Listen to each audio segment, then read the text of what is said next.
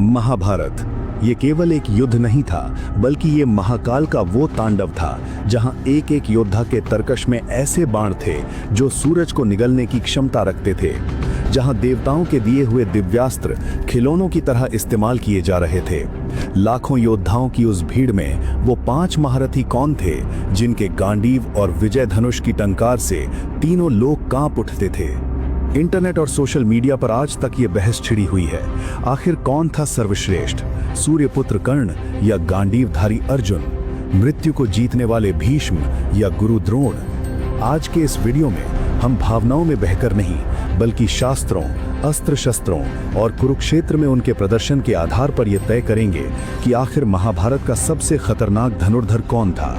और यकीन मानिए, नंबर 1 पर जो योद्धा है, उसका नाम और उसके पास मौजूद गुप्त हथियारों की सच्चाई जानकर आपके होश उड़ जाएंगे। तो अपनी कुर्सी की पेटी बांध लीजिए, क्योंकि हम शुरू करने जा रहे हैं इतिहास के सबसे बड़े युद्ध का सबसे बड़ा विश्लेषण। इस लिस्ट को बनाने से पहले हमने 3 चीजों को पैमाना माना है। पहला, योद्धा के पास मौजूद दिव्यास्त्रों की शक्ति। दूसरा, उन अस्त्रों को चलाने का ज्ञान और नियंत्रण। और तीसरा, सबसे महत्वपूर्ण, युद्ध के मैदान में उनका प्रभाव। हमने इस लिस्ट में भगवान परशुराम या श्री कृष्ण को शामिल नहीं किया है, क्योंकि हम केवल उन योद्धाओं की बात करेंगे जिन्होंने कुरुक्षेत्र के युद्ध में धनुष उठाया था। तो चलिए उल्टी गिनती शुरू करते हैं। नंबर 5, सूर्यपुत्र दानवीर अंगराज कर्ण। शायद आप में से कई लोग कर्ण को इस लिस्ट में और ऊपर देखना चाहते थे। हम भी कर्ण की वीरता का सम्मान करते हैं, लेकिन उन्हें नंबर 5 पर रखने के पीछे एक ठोस तर्क है।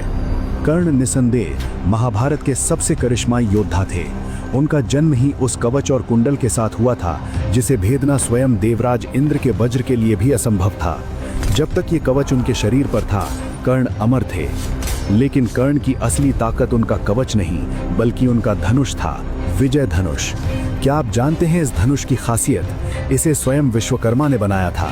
ये वही धनुष था जिससे भगवान शिव ने त्रिपुरासुर का वध किया था और जिसे भगवान परशुराम ने धारण किया था। मान्यता है कि जब कर्ण विजय धनुष पर प्रत्यंचा चढ़ाते थे तो उसकी टंकार से शत्रु सेना के हाथ से हथियार छूट जाते थे। विजय धनुष अभेद्य था, उसे कोई काट नहीं सकता था। कर्ण के पास भार्गवास्त्र जैसा महाविनाशकारी अस्त्र था जो परशुराम जी ने उन्हें दिया था। भार्गवास्त्र की शक्ति इतनी थी कि ये एक बार में पूरी की पूरी अक्षौहिणी सेना को भस्म कर सकता था। तो फिर कर्ण नंबर 5 पर क्यों? इसका कारण है श्राप और मानसिक द्वंद्व।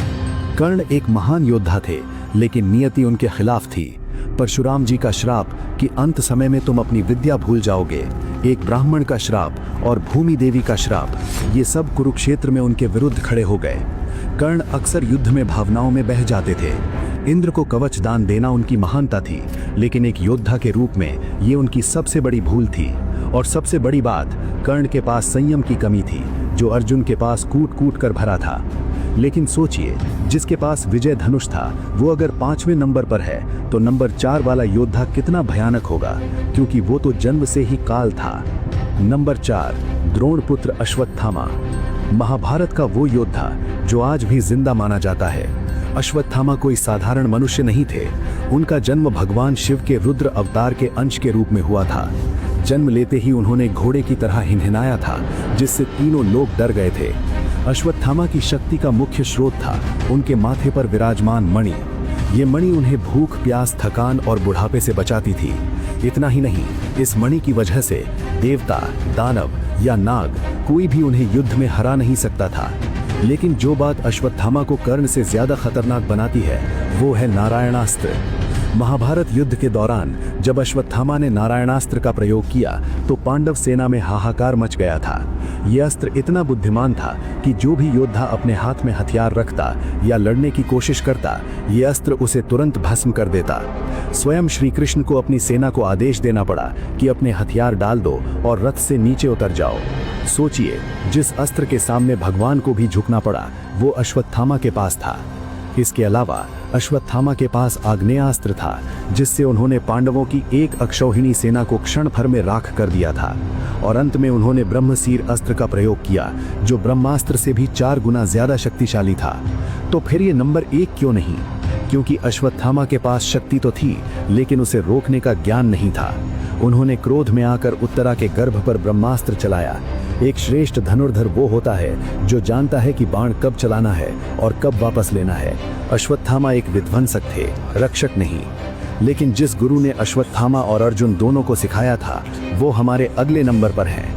नंबर 3, आचार्य द्रोण, गुरुवंश के राजगुरु। वो व्यक्ति जिसने उस युग के हर महान योद्धा को धनुष पकड़ना सिखाया। अर्जुन हो या दुर्योधन, भीम हो या अश्वत्थामा, सबकी नींव गुरु द्रोण ने ही रखी थी। द्रोणाचार्य महर्षि भारद्वाज के पुत्र थे और उन्होंने अस्त्र शस्त्र की शिक्षा स्वयं भगवान परशुराम से ली थी। उनकी सबसे बड़ी खासियत थी रणनीति। कुरुक्षेत्र के युद्ध में जब भीष्म पितामह शैया पर लेटे, तब द्रोणाचार्य सेनापति बने। उन्होंने ऐसी ऐसी व्यूह रचनाएं की, जैसे चक्रव्यूह, गरुड़ व्यूह और पद्म व्यूह, जिसे भेदना पांडवों के लिए असंभव हो गया था। द्रोणाचार्य के पास ब्रह्मांड अस्त्र था। यह अस्त्र इतना शक्तिशाली था कि अगर द्रोण चाहते तो वो अकेले ही पूरी पांडव सेना और सृष्टि को समाप्त कर सकते थे। उनका तर्कश अक्षय था, यानी उनके बाण कभी खत्म नहीं होते थे। युधिष्ठिर ने स्वयं कहा था, जब तक द्रोणाचार्य के हाथ में धनुष है, उन्हें हराना इंद्र के लिए भी असंभव है। उन्हें हराने के लिए पांडवों को छल का सहारा लेना पड़ा। अश्वत्थामा मारा गया। इस एक झूठ ने उनके हाथ से धनुष छुटवा दिया। अगर वो शस्त्र नहीं त्यागते तो पांडव कभी युद्ध नहीं जीत पाते। लेकिन दोस्तों, गुरु द्रोण भी जिसके सामने नतमस्तक थे और जिसे स्वयं इच्छा मृत्यु का वरदान प्राप्त था, वो है हमारे नंबर 2 के योद्धा। नंबर 2, गंगापुत्र पितामह भीष्म, कुरुक्षेत्र का सबसे बुजुर्ग, सबसे अनुभवी और सबसे खौफनाक योद्धा। भीष्म कोई आम इंसान नहीं थे। वो अष्ट वसुओं में से एक द्यौ नामक वसु के अवतार थे। जरा उनके गुरुओं की लिस्ट देखिए। वेदों का ज्ञान ऋषि वशिष्ठ से, राजनीति और शास्त्र देवगुरु बृहस्पति से और धनुर्विद्या स्वयं भगवान परशुराम से। भीष्म को नंबर 2 पर रखने का सबसे बड़ा कारण है उनका और परशुराम जी का युद्ध। वो युद्ध 23 दिनों तक चला था। परशुराम, जिन्होंने 21 बार क्षत्रियों का संहार किया था, वो भी भीष्म को हरा नहीं पाए थे। अंत में परशुराम जी को ही कहना पड़ा कि भीष्म, तुम्हें कोई नहीं हरा सकता। उनके पास इच्छा मृत्यु का वरदान था, यानी जब तक वो खुद न चाहे, काल भी उन्हें छू नहीं सकता था। युद्ध के मैदान में वो रोज 10,000 पांडव सैनिकों और महारथियों को अकेले मार गिराते थे। उनके पास प्रस्वाप अस्त्र था। ये वो अस्त्र था जो शत्रु को गहरी नींद में सुला सकता था। परशुराम जी के साथ युद्ध में उन्होंने इसका प्रयोग करने का सोचा था, लेकिन देवताओं ने उन्हें रोक दिया। भीष्म को हराने के लिए अर्जुन को शिखंडी की आड़ लेनी पड़ी। अगर शिखंडी न होते तो कुरुक्षेत्र का युद्ध कभी खत्म नहीं होता। भीष्म एक चट्टान थे जिसे हिलाना असंभव था। तो फिर ऐसे महामानव को पछाड़कर नंबर 1 पर कौन हो सकता है? वो जिसके रथ की ध्वजा पर हनुमान और सारथी स्वयं भगवान श्री कृष्ण थे। नंबर 1, सव्यसाची, धनंजय, अर्जुन। बहुत से लोग कहेंगे कि कर्ण बेहतर थे या भीष्म ज्यादा शक्तिशाली थे, लेकिन भावनाओं को साइड में रखकर अगर हम तथ्यों को देखें तो अर्जुन ही महाभारत के सर्वश्रेष्ठ धनुर्धर साबित होते हैं। क्यों? आइए जानते हैं। सबसे पहला कारण, दिव्यास्त्रों का सबसे बड़ा भंडार। अर्जुन पूरे महाभारत काल के एकमात्र ऐसे योद्धा थे जिनके पास सबसे ज्यादा वैरायटी के दिव्यास्त्र थे। महादेव से उन्होंने पाशुपतास्त्र प्राप्त किया। ये अस्त्र पूरी सृष्टि को विचार मात्र से नष्ट कर सकता था। ये कर्ण या भीष्म के पास नहीं था। इंद्र से वज्र, वरुण देव से गांडीव धनुष, यमराज से दंडास्त्र, कुबेर से अंतर्ध्यान अस्त्र। दूसरा कारण, निवात कवच और कालकेय का वध। जिन असुरों को देवता भी नहीं हरा पाए थे, अर्जुन ने अकेले स्वर्ग जाकर उनका वध किया था। ये उनकी क्षमता का सबसे बड़ा प्रमाण है। तीसरा कारण है अनुकूलन क्षमता। अर्जुन को सव्यसाची कहा जाता था, यानी वो बाएं और दाएं दोनों हाथों से समान शक्ति से बाण चला सकते थे। उन्होंने सम्मोहन अस्त्र का प्रयोग करके विराट युद्ध में अकेले पूरी कौरव सेना, जिसमें भीष्म, द्रोण, कर्ण और अश्वत्थामा सब शामिल थे, को एक साथ परास्त किया था। चौथा और सबसे बड़ा कारण, संयम और एकाग्रता। अर्जुन का नाम गुडाकेश है, जिसका अर्थ है जिसने नींद को जीत लिया हो।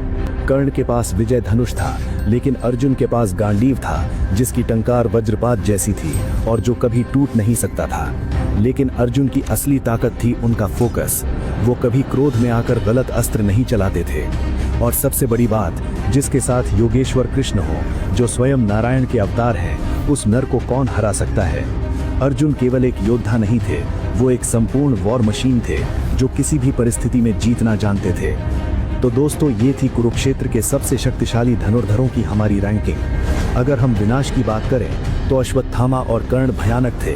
अगर हम अनुभव की बात करें तो भीष्म और द्रोण अजेय थे। लेकिन विजय और कौशल का जो अद्भुत संगम अर्जुन में था वो किसी और में नहीं था। आपकी राय में इस लिस्ट में किसे नंबर 1 होना चाहिए था? क्या कर्ण के साथ अन्याय हुआ या अर्जुन ही असली हकदार थे? नीचे कमेंट करके हमें ज़रूर बताएं। हम हर कमेंट का जवाब देने की कोशिश करेंगे। अगर आपको हमारे प्राचीन इतिहास और पुराणों का ये विश्लेषण पसंद आया तो वीडियो को लाइक करें और चैनल को सब्सक्राइब करके बेल आइकॉन ज़रूर दबाएं। मिलते हैं अगले वीडियो में एक और अनसुनी गाथा के साथ।